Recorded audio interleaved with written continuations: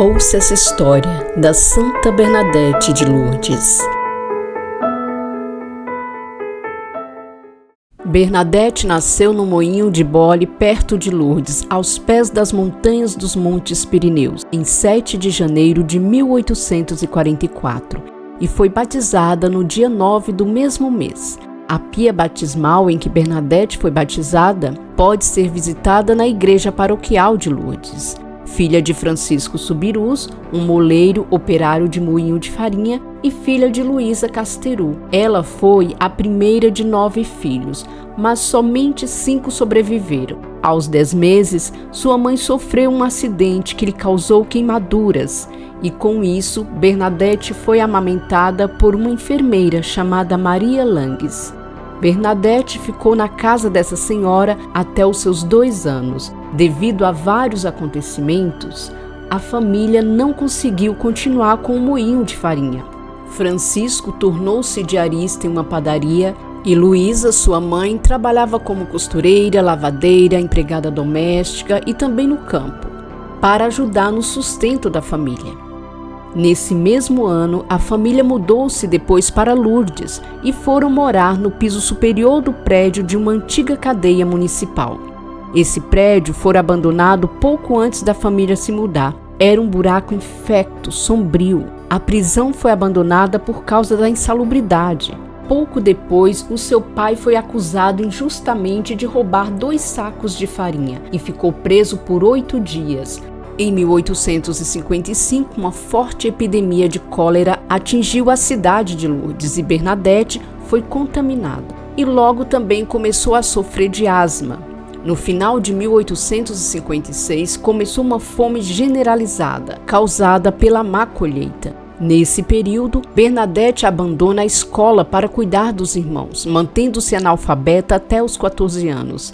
A enfermeira que cuidou de Bernadette quando bebê viu a situação da família e pediu para os pais da Bernadette que deixasse ela passar um tempo com ela cuidando das suas ovelhas. Os seus pais deixaram, para que assim Bernadette se alimentasse melhor e também o ar era mais saudável para ela, já que a sua saúde era muito sensível. Em 1858, Bernadette consegue convencer os pais a voltar para casa. Ela queria muito ir para a escola e fazer a primeira comunhão. Ela é matriculada no hospício ou escola das Irmãs da Caridade de Nevers como indigente, porque apenas os indigentes eram acolhidos lá. E na quinta-feira, feriado semanal, Bernadette dedicava-se aos irmãos e dos afazeres domésticos, recitava o Santo Rosário e a oração da noite. No início de 1858, o trabalho ainda era escasso e mal remunerado. Nos dias sem trabalho, Luísa ia procurar todo tipo de entulho rejeitado pelas cheias nas margens do rio Gave, para posteriormente negociar com o catador algumas moedas. Também recolhia lenha seca, com a qual fazia fardos, que só vendia depois de ter retirado a quantidade necessária às necessidades da casa. Na manhã de quinta-feira, 11 de fevereiro de 1858, Bernadette, sua irmã Antoinette e uma amiga foram buscar lenha na margem do rio Gave, depois que Luísa, sua mãe, que temia pela fragilidade da sua saúde, a deixassem ir. Foram em direção a Massabielle em busca de madeira. Elas nunca haviam ido tão longe. A caverna Massabielle, que significa caverna velha, era uma massa rochosa com aproximadamente 27 metros de altura e o interior era constituído por 3 cavidades comunicantes. Bernadette não atravessou a margem e ficou aguardando a sua irmã e sua amiga. Quando ela olhou em direção à caverna, ela viu uma luz artificial no meio da qual aparecia uma bela senhora, que parecia muito jovem, aproximadamente da sua altura, 1,40 m. Ela usava um vestido branco, um cinto azul e uma rosa amarela em cada pé, coberta por um véu branco que cobria a sua cabeça e descia quase até a barra do vestido. Bernadette tirou o rosário do bolso e começou a rezar, acreditando que se fosse o maligno, ela desapareceria com a primeira Ave Maria.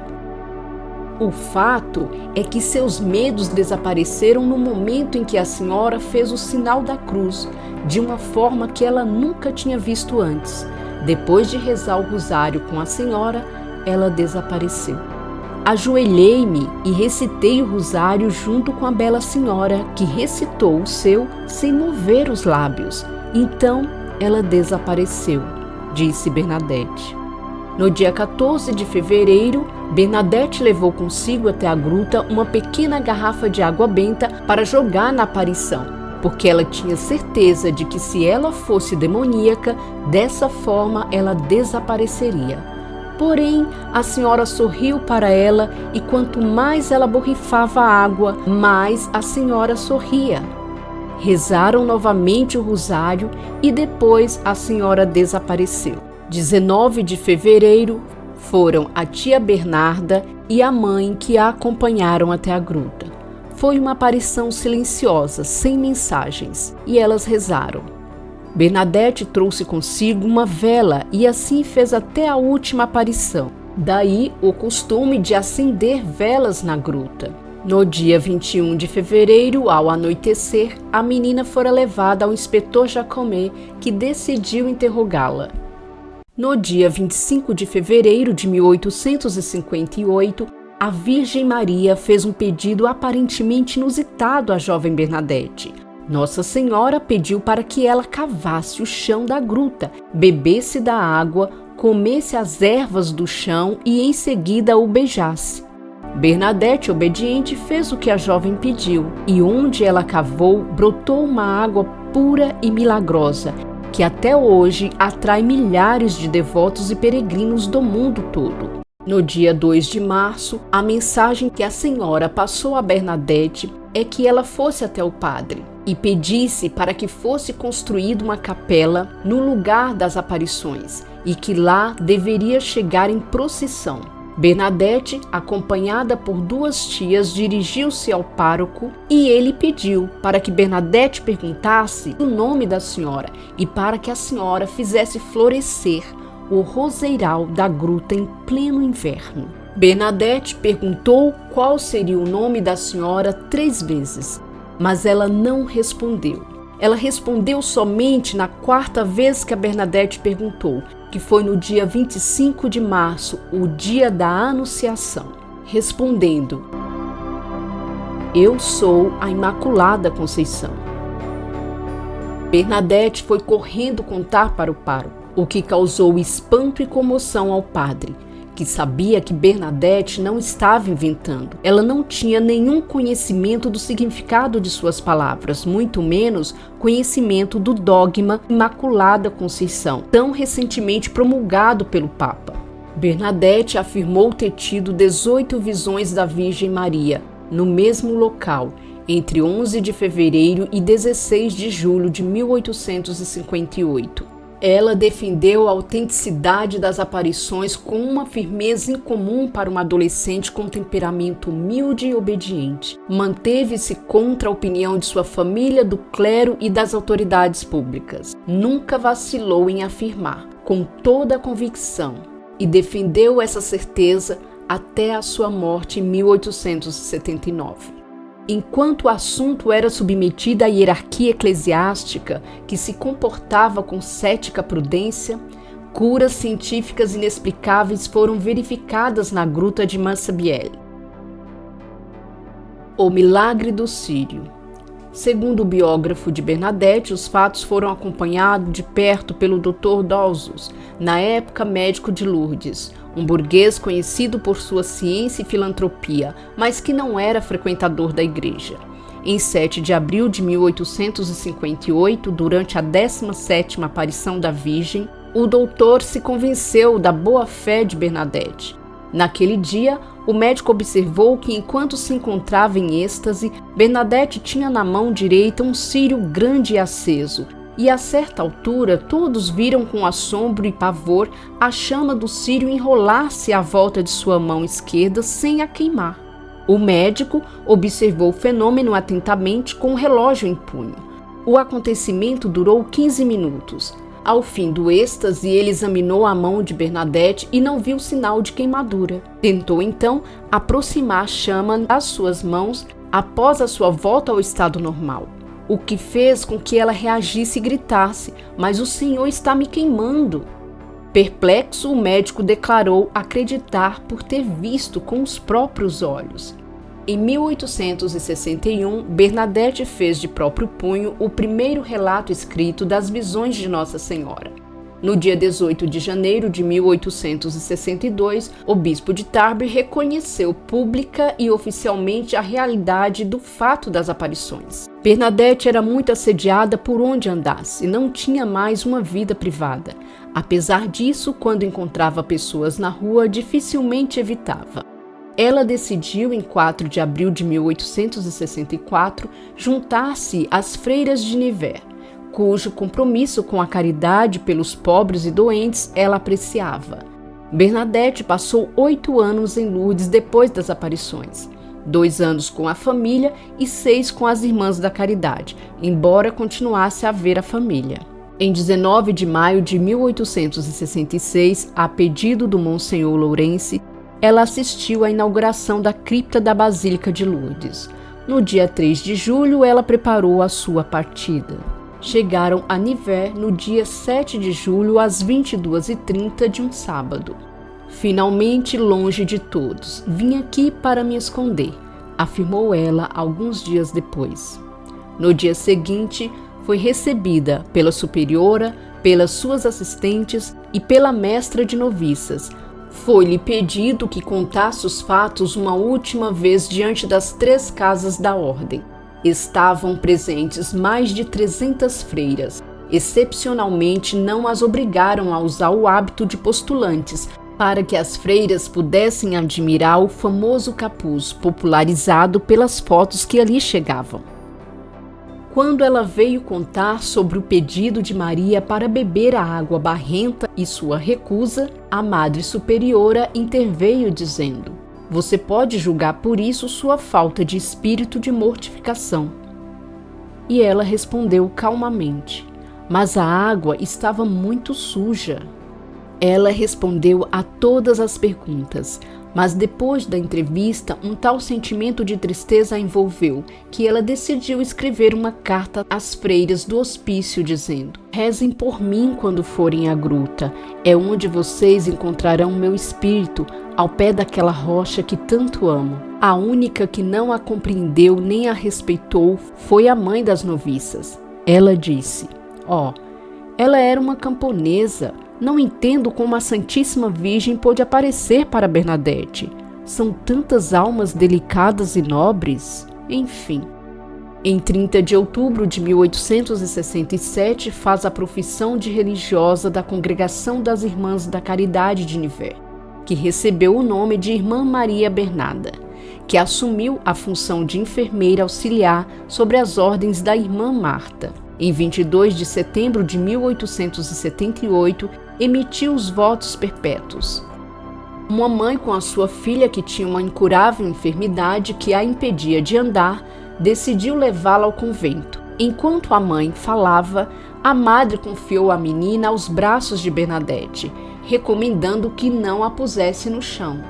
Quando a superiora foi procurá-la, encontrou a Bernadette chorando, com receio de ser censurada.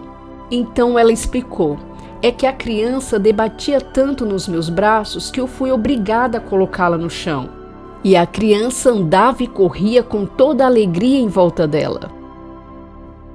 A irmã Marta se afastou da enfermagem por estar doente e a Bernadette teve que assumir maiores responsabilidades. E assim ela fez com toda a sua doçura e paciência. Mas com o tempo, a sua saúde foi ficando cada vez mais debilitada. Bernadette vinha sofrendo de graves crises de asma, tuberculose e tumor ósseo no joelho, e precisou se afastar do seu trabalho como enfermeira. Antes de morrer, repetiu diversas vezes: "Santa Maria, Mãe de Deus, rogai por mim, pobre pecadora." Depois pediu uma bebida como Jesus e fez um grande sinal da cruz e começou a recitar uma Ave Maria que não conseguiu terminar. 2 grandes lágrimas correram por seu rosto. Enquanto morria, ela pressionou novamente o crucifixo contra o seu coração. Então, inclinando a cabeça, ela gentilmente entregou sua alma. No dia 16 de abril de 1879, na quarta-feira da semana de Páscoa, às 13h15, o corpo foi sepultado numa pequena capela do recinto do convento dedicado a São José. A primeira exumação do corpo de Bernadette. Em 22 de setembro de 1909, 30 anos após o velório, seu cadáver foi exumado e o corpo encontrado intacto. São 8h30. O bispo de Nivelles e o tribunal eclesiástico entraram na grande capela do convento. Sobre uma mesinha colocaram os 4 evangelhos, sobre os quais juraram contar toda a verdade. O abade, a madre geral, a madre assistente, médicos, pedreiros e carpinteiros. O caixão de madeira foi desenroscado, o de chumbo foi cortado e o corpo apareceu em perfeito estado de conservação, sem o menor odor de decomposição. Relatório dos doutores que conduziram a primeira exumação. O caixão foi aberto na presença do bispo e do prefeito de Nivelles, seus principais representantes e diversos religiosos. Não notamos nenhum odor. O corpo estava vestido com o hábito da ordem a que pertencia Bernadette. O hábito estava úmido. Apenas a face, mãos e antebraços estavam descobertos. A cabeça estava inclinada para a esquerda. A face estava lânguida e branca. A pele estava apegada aos músculos e estes apegados aos ossos. As cavidades oculares estavam cobertas pelas pálpebras, nariz dilatados e enrugados, boca levemente aberta e se podia ver os dentes no lugar. As mãos cruzadas sobre o peito estavam perfeitamente preservadas, bem como as suas unhas. As mãos seguravam um terço. Podiam-se observar as veias no antebraço. Os pés estavam enrugados e as unhas intactas. Pôde-se observar um corpo rígido, pele esticada. Seu cabelo estava com um corte curto e bem preso à cabeça. As orelhas estavam em perfeito estado de conservação. O abdômen estava esticado, assim como o resto do corpo. Ao ser tocado, tinha um som como de papelão. O joelho direito estava mais largo que o esquerdo. As costelas e músculos se observavam sob a pele. O corpo estava tão rígido que podia ser virado de um lado para o outro. Em testemunho de que temos corretamente escrito esta presente declaração, a qual representa a verdade em sua totalidade. O corpo foi então lavado pelas freiras e colocado em um novo caixão. Segunda exumação. 10 anos depois da primeira exumação, em 1919, houve uma nova exumação do corpo de Santa Bernadette. O único elemento novo foi o aparecimento de algumas manchas de mofo e uma camada de sais que lembra sais calcários, provavelmente devido à lavagem corporal anterior. Às 17 horas da mesma noite, ela foi enterrada novamente. Separadamente, para escrever seu relatório sem a possibilidade de se comunicarem entre si, os 2 relatórios concordavam perfeitamente entre si e com o relatório anterior, elaborado pelos médicos em 1909. Parte do relatório da segunda exumação. Deste exame concluo que permanece intacto o corpo venerável de Bernadette, esqueleto completo, músculos atrofiados, mas bem preservados. Apenas a pele, que estava enrugada pelos efeitos da umidade do caixão. O corpo não estava em putrefação nem decomposição, o que seria esperado como normal após 40 anos do seu sepultamento. Terceira exumação e beatificação. 18 de novembro de 1923, o Papa Pio XI assina o decreto que reconhece a heroicidade das virtudes de Bernadette. A terceira exumação, que foi efetuada no dia 12 de junho de 1925, foi feita pelos mesmos médicos que fizeram a segunda exumação em 1919. Relatório do doutor sobre a terceira exumação. Eu queria abrir o lado esquerdo do tórax para retirar algumas costelas e então remover o coração, o qual eu tinha certeza que estaria intacto. Porém, Como o tronco estava levemente apoiado no braço esquerdo, havia dificuldade em ter acesso ao coração. Como a Madre Superiora expressou o desejo de que o coração de Santa Bernadette não fosse retirado, bem como também este era o desejo do bispo, mudei de ideia de abrir o lado esquerdo do tórax e apenas retirei 2 costelas do lado direito, que estavam mais acessíveis. O que mais me impressionou durante esta exumação foi o perfeito estado de conservação do esqueleto. Tecidos fibrosos, musculatura flexível e firme, ligamentos e pele após 46 anos de sua morte. Após tanto tempo, qualquer organismo morto tenderia a desintegrar-se, a se decompor e adquirir uma consistência calcária. Contudo, ao cortar, eu percebi uma consistência quase normal e macia. Naquele momento, eu fiz esta observação a todos os presentes, de que eu não via aquilo como um fenômeno natural. Uma urna de cristal foi confeccionada para guardar o corpo de Santa Bernadette. O seu rosto e suas mãos foram cobertos com uma camada fina de cera, e desse jeito foi colocado dentro da urna. Esta urna, com seu corpo ainda quase incorrupto, encontra-se desde 3 de agosto de 1925 na igreja de Saint-Judas, em Nevers, estando livre para a visitação. O comitê tem sido rigoroso apesar de grande fama de Lourdes como centro de realização de curas. Mais de 7.000 já foram listadas. O comitê até o ano de 2004 reconheceu apenas 66 curas, realmente inexplicáveis do ponto de vista médico e científico. Contamos aqui um pouco da história de Santa Bernadette. Espero que todos tenham gostado e até a próxima história.